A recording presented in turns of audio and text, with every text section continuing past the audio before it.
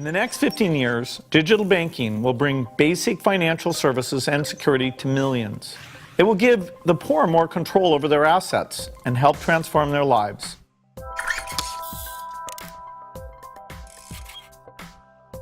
First key point is that banking is very important, that if you have a medical need or you want to pay your kid's school fee, you need to be able to save and plan, or you need to be able to borrow to meet that need. And if you're poor, sometimes you just can't meet the need. You pull your kid out of school, that's very inefficient. Let's say 6 months later you can put them back in, they're behind. You buy a cow thinking you'll get productivity, but then you're short, so you lose a lot of money when you sell it. The kind of financial flexibility that we take for granted in rich countries about loans and savings, once you're getting down and you're very poor, that's not available. Part of it is that the fixed cost of ATM machines and bank tellers and all that means that small transactions are money losing in the old system. In the new digital realm, where we take and build a debit card equivalent that's just your cell phone, there even 50-cent type transactions, you can have an under 2% fee. And so it starts to be economic to bank the very poorest.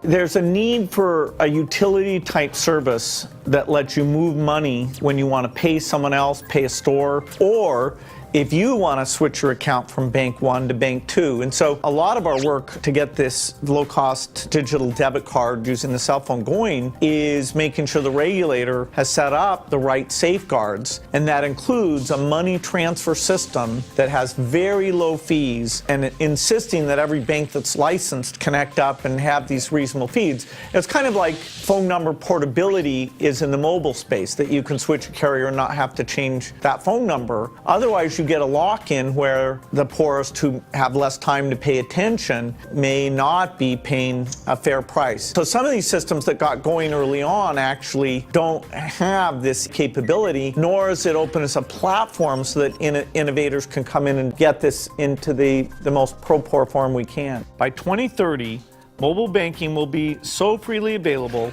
that an additional 2 billion people will use these services.